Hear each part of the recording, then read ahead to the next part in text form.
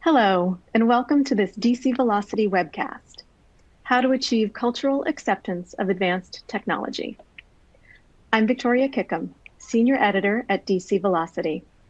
Thanks for joining us. The adoption of robotics and automation in the supply chain is expected to rise by 50% in the next 5 years. This trend is in direct response to many challenges seen in today's supply chain industry. Although the integration of robotic solutions is solving challenges such as labor shortages and rising customer demand, there is still a larger issue that has yet to be addressed: lack of cultural acceptance of advanced technology. Today, we'll talk with Hy-Tek intralogistics expert Zach Boehm to explore how labor demands are changing the focus within the industry, how cultural acceptance of technology supports the stability and flexibility of supply chains, and how collaborative environments will drive success. We have just a few announcements before we begin. First, here are some tips to help you connect and participate in the webcast. Please enable pop-ups within your browser. Turn on your system's sound to be able to hear the presentation. This webcast is designed to be interactive between you and our presenter. So later in the program, we will have a question and answer session to allow you to ask our presenter questions relevant to the topics discussed today. You can participate in the Q&A session by asking questions at any time during the webcast. You don't have to wait until the very end to get your questions to us. Just type your question into the text box located on the bottom left of the console, then click the Submit Question button. We will get to as many questions during our presentation as possible. The slides will advance automatically throughout the event. If slides are not advancing, please press the F5 key or Control-R on your keyboard to refresh your console. We recommend you disable your pop-up blockers.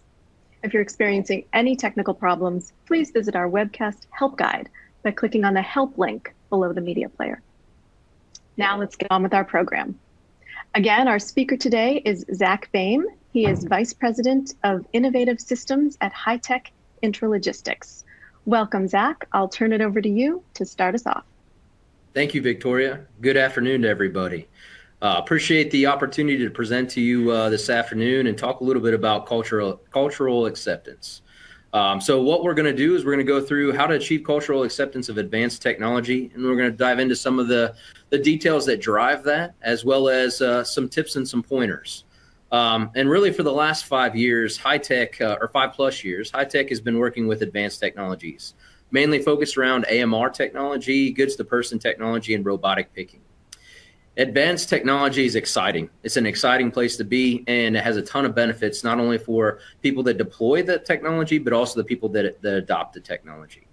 But once it's deployed, how's it going to affect your culture? Because it will, and you need to understand that. And how do you get cultural acceptance? And to give you a couple examples that right off the bat is it a existing facility that's a brownfield, or is it a brand new facility that's a greenfield? Because there are different strategies and there are different approaches for each one. And I'm going to highlight, again, some pointers, and hopefully we'll walk away with some really good information for the entire group. So what are the things you're going to learn? You're going to learn about labor demands and how they're going to be changing everything in the industry and how automation is driving that. And you've probably sat through many webinars that really goes through, there's labor shortage, there's labor challenges, there are things that are causing all kinds of challenges around labor. And it's really, shout out to some of our customers, the cost of doing business, going and investing in this advanced technology. The second thing is how cultural acceptance of the technology supports the stability and the flexibility of supply chains. Fulfillment organizations need to stay nimble, and they need to constantly meet the ever-changing demands of consumers. And forecasts are always going to be wrong, unfortunately. And it depends upon which way you're going to be wrong. And timing is everything. And so that flexibility and being able to be nimble is extremely important. And customers investing in the technology today are doing that not only to maintain market share for those customer demands, but also potentially gain market share. And then the third thing is how are collaborative environments driving success? And I'll share a couple pointers, where to start, how to gain commitment, and then once you have commitment, how do you keep commitment? Because it's great. Everybody loves technologies, day 1, day 5, but once you get to day 100, year one, year two through the system, how do you keep that going, and how do you keep that commitment going further in order to advance, add more advanced technologies? So let's dive a little bit into the supply chain challenges that we're seeing, really around labor. And it really boils down to labor shortages, safety, and quality demands. Labor shortage, everybody, we all know about COVID-19, right? There are, those created some challenges. We're still seeing a lot of those challenges. There's the great resignation, right? There's the aging workforce. Specifically labor, there is a white collar shortage on labor, where people that can work with these technologies and getting them and keeping them is a challenge in the industry. One of the polls that we did some research on, 54% of customers are hiring and retaining employees is one of their top challenges. So that is going to continue to happen, right? It's going to not go away and be one of the main top points in investing in advanced automation like robotics.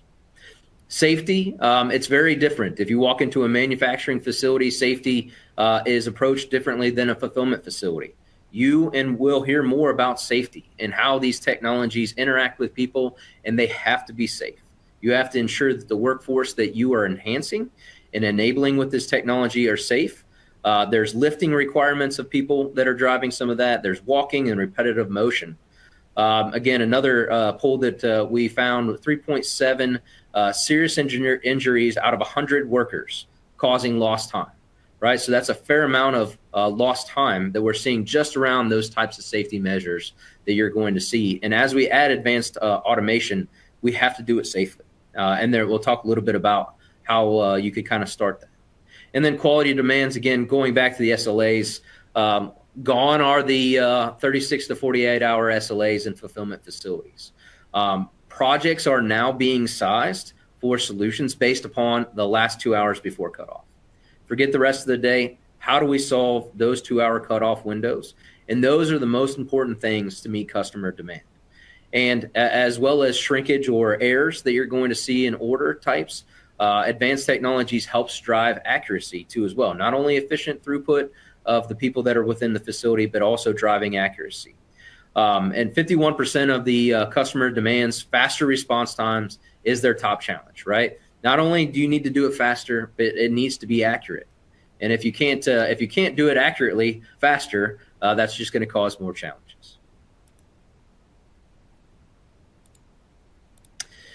So let's talk a little bit about how material handling is transforming, especially in the fulfillment sector of the companies that are out there. There's a fair amount of organizations and fulfillment facilities that are very manual, still 60 to 80%, right? And so what you're going to see is going to start seeing this transition. One of the things that Victoria talked about at the very beginning is adoption rates are going to go through the roof for robotics and advanced automation. So as you work your way from left to right through the arrows, you're seeing additional automation pieces that are being added to facilities in order to drive that. But really less than 5% of facilities are fully automated or have some type of automation. And that's going to be changing. And that's just going to continue to transform the fulfillment space. And we need to make sure that we have cultural acceptance in order to continue that trend. So I really like this slide because one of the things is originally when advanced automation and robotics and AMRs came out, it came from the top down. But when you really look at fulfillment structure, supply chain, and the different people that have to buy into cultural changes, you have to understand how it affects every single level within an organization. And so what it came from is from top down. Hey, I want this robot. I want technology. I want to invest in technology. So now it's transitioning from the bottom up, right? From the people that are actually doing the work and organizing the work and generating the operation want the companies to invest in automation. And in fact, that may be one of the key differentiators in order to keep people or to be able to bring top talent in. So it's extremely important how advanced automation will affect that. As an example, at the higher level, it's really going to be driven by operation costs, profits generated, turnover KPIs. Once you get to the middle levels, they're going to look at advanced automation and want to understand how it affects their culture for, again, turnover, training. How easy is it to bring somebody into my organization and hire them? and get them to be efficient with the advanced automation? And how is it going to affect my operation, right? Can I take my operation from 20 hours a day to 14 hours a day, 16 hours a day, right? How can I change my operation to be more efficient with the people that I can bring in the door and keep in the building in order to drive my fulfillment? And then at the entry level, really, how is advanced automation going to affect me in my day-to-day, right? Is it going to make it easier on me? Is it going to keep me as an entry level or an individual contributor from having to walk 20 miles a day, right? Can I walk 5 miles a day and be more efficient in doing that using some type of person-to-goods technology or other technology that might be in this space?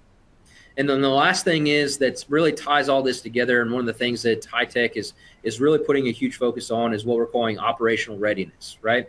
So great, you've hit the ROIs, we've hit everything, we've put this great technology in, but how do you operate it? How do you make sure as you work your way and ramp your way up through the system and you fulfill that orders out of that system, or you're doing some types of movements with AMRs, that it continues, right? And how do you drive that acceptance? And really that operational readiness will help further drive that acceptance within the entire organization, especially from manager down through entry level people. One of the things that with this chart is we're looking at really adoption rate now versus adoption rate in 6 years, really just kind of further driving the emphasis that robotics and automation are going to continue to stick around and be in even more, right? Advance even more and be implemented even more. So you kind of see some different types of solutions that are here: automated guided vehicles, mobility and warehousing. All these are going to be higher adoption rates. And then you see automation and robotics on the right side. And that's where we're going to dive a little bit deeper into talking about cultural acceptance. So let's talk a little bit about collaborative environments, right? Really in this space, you're going to see goods to person and AMR technologies and some robotic picking arms. And really what you're trying to understand is, how do you drive success, right? How do you repeat success and then continue to gain on that? And it really starts first with education. And that's where you really want to start. What are the technologies and how do the technologies work that you're going to implement? So as an example here, I have the difference between an autonomous mobile robot, or AMR as I will refer to it, or automated guided vehicle. How do they react differently within the environment, especially a brownfield environment? So on the left, you'll see an AMR has obstacle avoidance. At times, that's a great thing, and at times it's a challenging thing depending upon your environment. What that ultimately means is it'll make decisions when faced with obstacles, and it will continue to learn and adapt to its existing environment, which is good, but as technology advances, it's going to get better, right? And then an AGV fixed path, it's always going to run the same exact path. So if something's in its way, it's going to stop and wait for you to remove what's in its way till it continues on. And it's got a computer-controlled machine. It's got, like I said, a defined route. It performs defined tasks and minimal to no human interaction, unless, again, you're blocking that space. But one of the great things that people are still investing in this type of technology is it's somewhat continual, right? You know exactly where it's going to be, the path that it's going to be on. And as the culture adapts to the technology, they could work with that technology or work around the technology. Again, getting a little bit more deeper into how do some of these technologies interact, right? So you have some technologies that use VL markers. Some use fixed location with LiDAR, as you can see in the bottom left-hand corner with lock posts. Some use QR codes, right? QR codes would technically be more closely related to an AGV. It's going to go from one QR code to the next QR code to the next QR code as it moves through, but it is not going to continue on if it's not getting that reaction or reading that QR code in that space.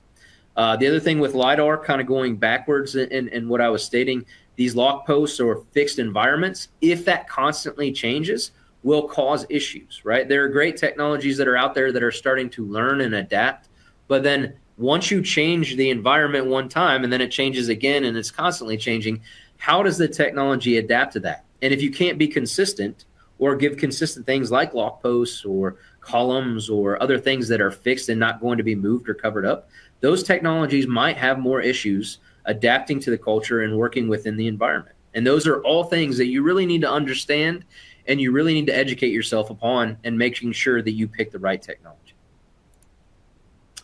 Kind of diving again even a little bit deeper when we start talking about safety, specifically around autonomous mobile robots, because that is really the hot topic button, right, that everybody's looking at. How can I put it into my environment? Is really, you want to understand the interactions, right? So these are one of the things that we actually take into account when we look at technologies going into the space. How are they interacting with people? As an example, if your shift change is at a certain time during the day and those missions are going on, how can we plan for that? How can we plan for that interaction? How might we have to build that interaction time into the calculation in order to make sure we size the fleet accurately? Forklifts, or how do we not keep forklifts from interacting? There are a lot of technologies that are out there. We will do our best to help segment forklifts from AMRs in that space. And then safeguarding and risk mitigation, right? Again, we'll hit a little bit about this with safety, and you'll see over in the right side, this is a four-way interaction where you might have a forklift, a AMR, or those types of things. How do you make sure that whether it's a machine, like an AMR or an AGV, or a person on a forklift, they interact with each other? And there's a lot of great technology that's being developed outside of these OEM technologies that are out there for these robots that'll help you aid in doing that. There's other different ways to help mitigate the risk, like different types of programming, stopping at intersections, using sounds or lights to help drive awareness of the technologies or IMRs that you might see in that space, which is intelligent mobile robots and industrial mobile robots.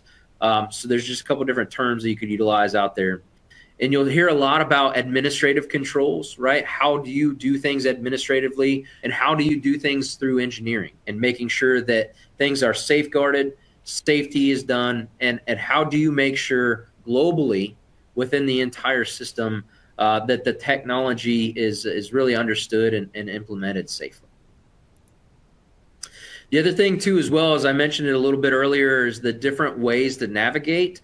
You have 2D technology, so you'll see in the top left-hand corner and bottom left-hand corner a 2D map. That is more like the LiDAR that you might see. And then on the right side, you're going to see more like the 3D LiDAR. So you'll see a lot of this technology with some of your mobile cars today, like a Tesla as an example, or other technologies that are in that space, on how they're looking at everything, not at a 2D, not at a singular level, but within the entire environment of how things are going on. And again, technology in this space for helping these robotics to make decisions and interact and be safe in the environment are really coming a long way, but they also have a long way to go too as well. And it's only going to get better, and that will only help drive cultural acceptance of these technologies within many spaces. So I'm going to push play on this, and it's going to be very loud. I apologize. It's a real life robot in its environment. So I'm going to go ahead and hit play, and it'll be fairly loud here. But ultimately, this was a video within a facility where you've seen different types of interaction. Very good. All right, apologize for the noise. You're going to see a robot driving. It is going to stop. You'll also hear the sound that it's emitting. It's going to stop on that intersection. What you don't see, because they have that beautiful tree there, that is actually an intersection coming from one portion of the building to the other. One of the other things that you're seeing here is this robot is actually docking with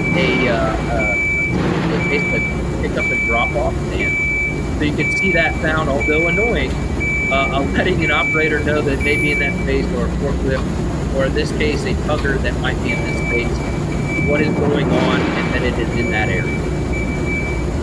One of the other things that you call out to as well is you can see the tape on the floor, allowing people to know, hey, this is an environment in which we need to change and keep consistent.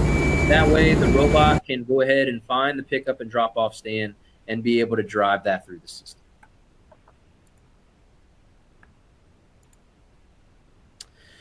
So there's a couple other spaces too as well that you have to take into account for cultural acceptance, is interfacing with other machinery. So you've seen a pickup and drop off stand. It's pretty straightforward in the AMR space. However, we're developing projects where we're going to pick up maybe carts or pallets or other things from existing pallet conveyor or dropping off to existing pallet conveyor.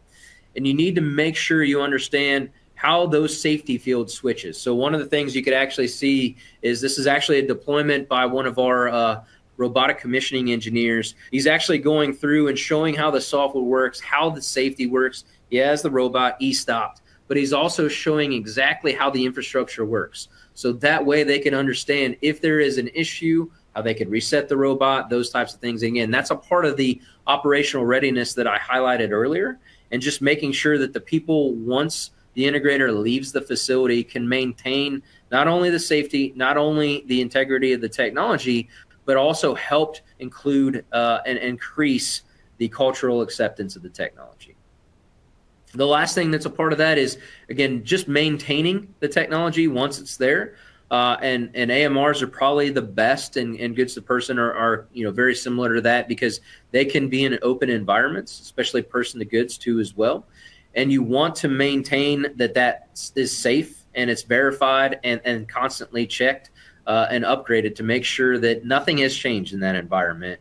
And that will help, again, maintain and continue the consistency of the acceptance of the technology in the space. So let's dive a little bit into some other technologies that you're going to see in a warehousing space or even some manufacturing space. So this is multiple person to good technologies, but you could see here there are multiple shelving environments where these robots are going to be passing each other. They're going to be interacting with humans, and these are probably in the fulfillment space some of the most interacted with robots, right? It's really driving a picker to a location in order to pick a certain product or multiple products, or the person is moving from one robot to another, depending upon the type of technology and how it works. Goods to person, you'll see some technologies in this space, they do put a fence around the system, some do not. And it really just depends on the different type of technology and the OEM that you're working with. One of the interesting things as we dive into safety and fully understand it in some of these spaces is it's really up to the end user in the United States, ensuring that everything is safe. So when you work with an integrator, you want to have those conversations. You want to understand how they mitigated the risk and the risk assessments that they went through in order to driving that, but also what are the benefits? What are you trying to drive as the benefit in order to help the cultural acceptance? So as an example, you may see on the left side, I'm going to present a singular bin. It's much easier for the operator to pick into that versus the technology that's on the right, where they may have to climb a ladder, they may have to reach, they may have to pick a little bit lower. And that is, again, that is going to affect how a person interacts with the technologies that are in the goods to person space. Here's another video. I may need some assistance on getting this one to play too as well. This is just an example of a specific technology that is in the space, Hy-Tek SkyPod technology. And you could see in this video, or really in this picture, the different fencing that is in that space. And try one more time here. I apologize. All right.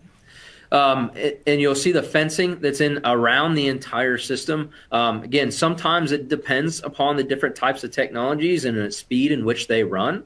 This technology specifically, when they're driving on the floor, can run at 4 meters per second, which is extremely fast, and would be a little difficult to not fully protect and keep people out of that section in order to drive the reactivity and throughput that we need.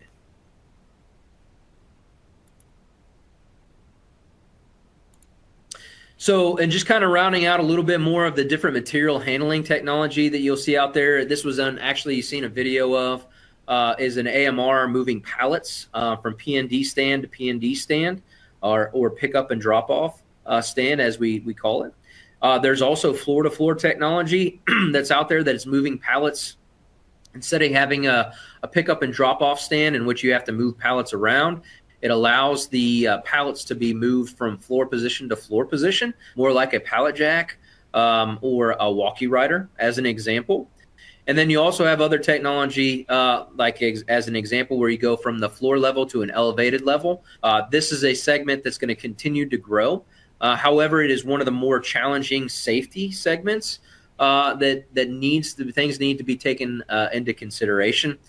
Because these are very large vehicles moving very fast, and those are different things that you'll want to make sure that you do, especially in a brownfield environment, to make sure that there's cultural acceptance, and make sure that you keep the robotic system doing what they're doing, right? And in order to be efficient and gain what you need it to gain, but also keeping the people that are interacting with that technology safe and efficient, doing what you're asking them to do too as well. And then the farthest one on the right is an interesting technology.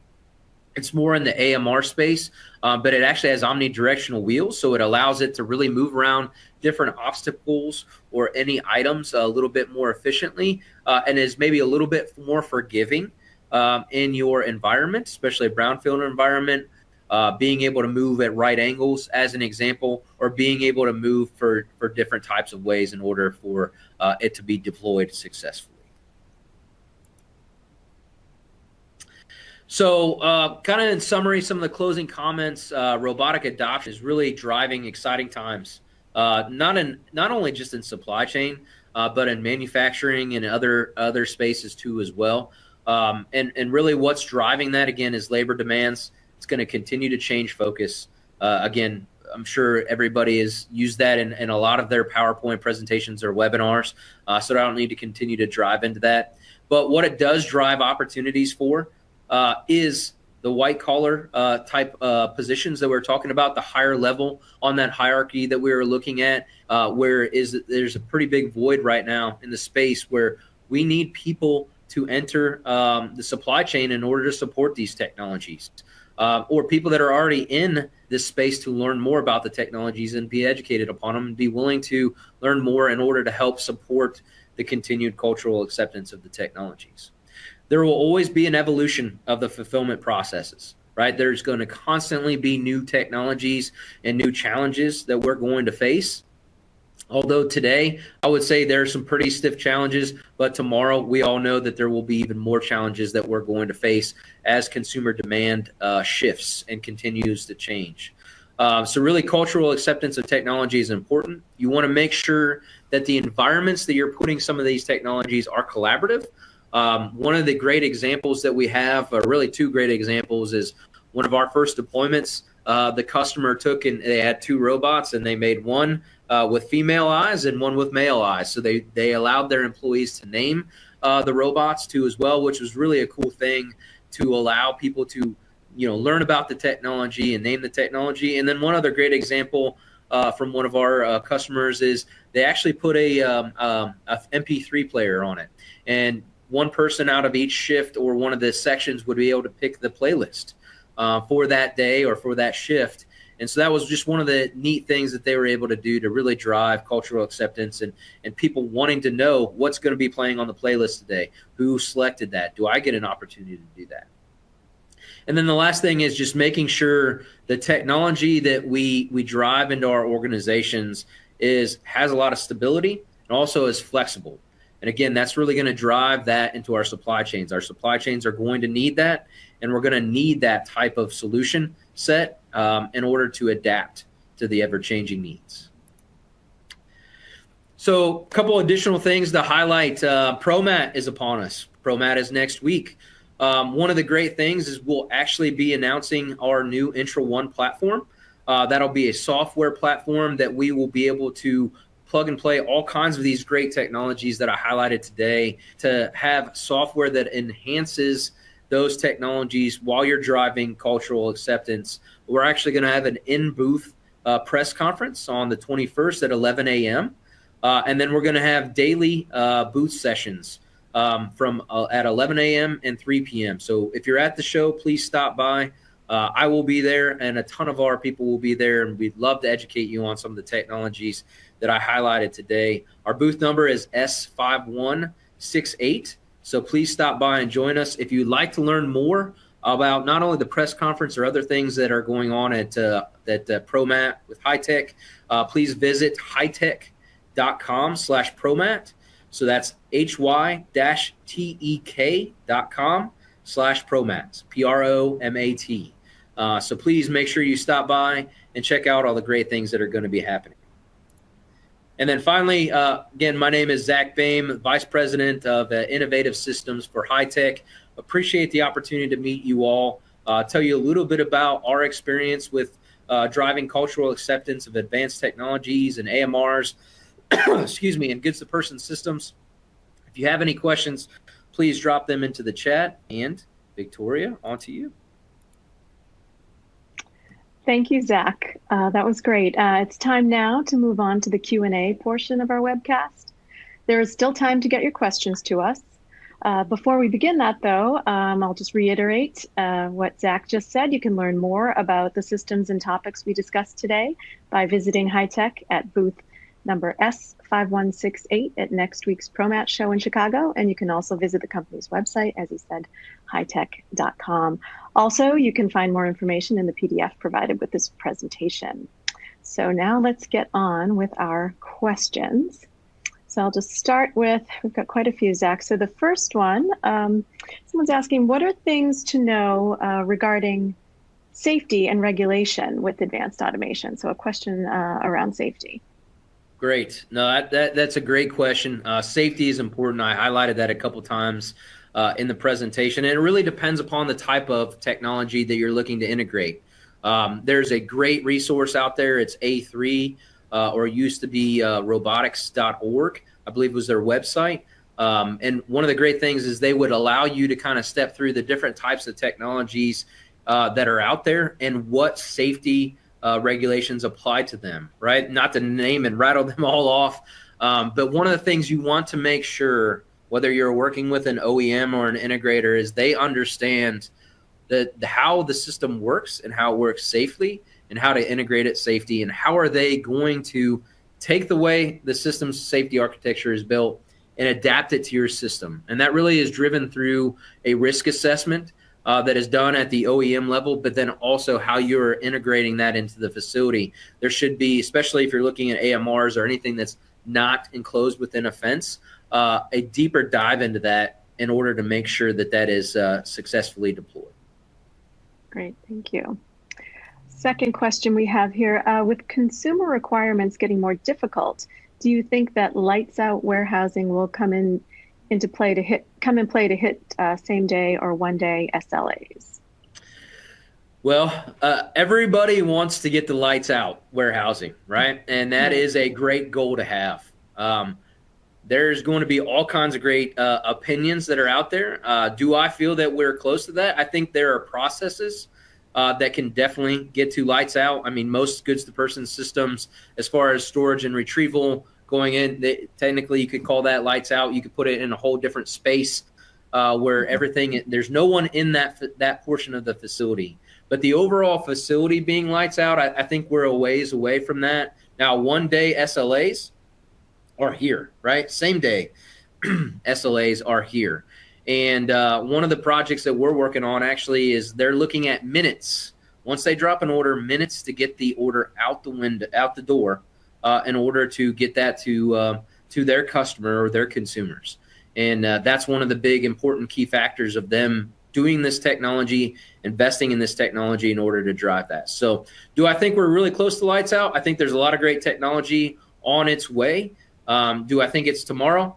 No, I think there's a fair amount of technology and how it all is orchestrated and working together that we're a little ways off from that. Good question. Okay, great. Thank you.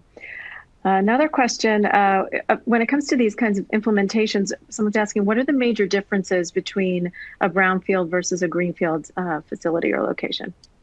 Yeah, so definitely when you look at a brownfield facility, which is an existing facility, right? Whether it's been there for 1 year or 20 years, there is already culture that is built within that. So if you're looking to change that with technology, we really sit down and help educate the customer on doing these types of advanced automation projects, and want to make sure they understand it will have to change, right, in these specific areas that they're applying the technology. And they have to be a cultivator of change, right? And consistency is really going to help continue to drive the cultural change that's going to come with that. So brownfield is definitely a lot more tougher than greenfield. Greenfield's a brand new building. One of the things that allows you to do that is day one, once you bring people into the building, that technology is going to be there. So you could say they come in knowing that that technology is there, instead of I'm going to do my job this way and tomorrow I'm going to do it differently because automation is allowing me to do that. Now, one of the great ways is that we always try to do in our operational readiness is help them understand the benefits, right? As I mentioned before, the wear and tear on a person's body walking through a warehouse. And guess what? Now, instead of walking 20 miles a day, you might walk 1 mile a day. Those types of things. And it's going to allow you to be able to be more efficient, improve accuracy, all the different things that allows a person when they're more efficiently utilized, instead of being, walking 20 miles a day or doing other types of things in order to do that. So really, those are a couple of different things to highlight, but they are different in order driving cultural acceptance. They definitely are. Great, thank you. We've got a couple more. Where would you suggest starting if considering advanced automation? So kind of back to the basics. Where would you begin all this? Yeah, so I've always said this from when we got into technology is you want to start with always ask the question when we look. Somebody says, I want a robot. I ask, how do you take out the trash within your building, right?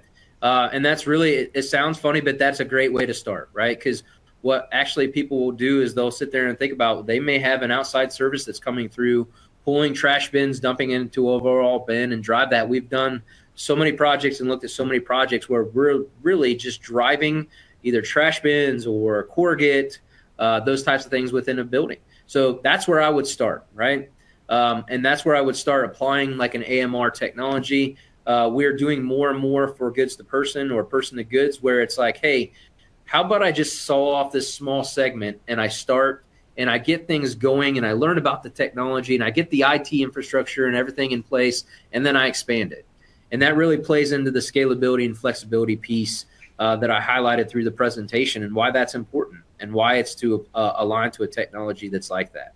But the last part that I would add to that is start by educating yourself. There's a great amount of tools that are out there online.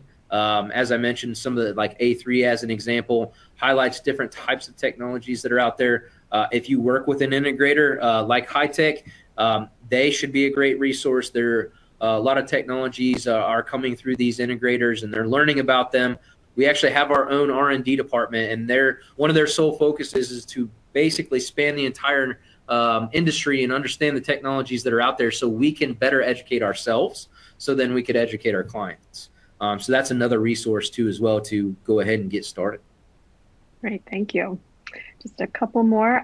In countries with cheap labor, what should be a company's motivation in investing a lot of money into warehouse robotics? That's an interesting question. One is because we actually have worked with a lot of companies that have lower cost labor. The challenge is with lower cost labor, at times it turns over much faster, right? And that can be in the United States or another country. And it really just depends culturally that way. But one of the things that we drive to help people look at ROIs is the training time, the time that those people turn over, those types of things. One of the things that we found extremely interesting when we were working with a client in the United States, that they had actually planned within 2 years they would turn over the entire amount of people in their facility, which was roughly about 250 to 300 people, in 2 years. And so what we actually worked with them on is understanding, what does that actually cost them? Because people don't really look at that when they look at return on investment or an IRR. But those are different things that you need to really take into account when you're looking at this type of technology and when you're looking at investing. Because as an example, if you get cultural buy-in and you get the people to really enjoy working with the technology, and you keep your employees happy because you're enabling them to be happy utilizing the technology, you're going to be able to keep them, right? And you're going to be able to keep them longer, and you're going to have less turnover. So that's a very interesting question. That's one of the ways that I would look at that with a client and kind of understand a little bit more beyond that. The other pieces would be safety and some of the other things that or maybe space savings that would really help them drive different ways to look at advanced automation. That's Terrific. Thank you. Well, on that note, with that very interesting question, that is all the time we have today. Zach, thank you again for this great presentation. And to our audience, shortly after the live event, we will send you an email reminder to access this presentation on demand so you can view it once more or share it with a colleague. Thanks again to Zach Boehm for making this discussion possible. And thank you for sharing your time today. We know that your time is valuable, and we hope you walked away with some good ideas to help you better understand today's advanced technologies and the need for cultural acceptance of those technologies in today's fast-paced, automation-driven supply chains. For all of us at DC Velocity, I'm Victoria Kickham. Have a great day.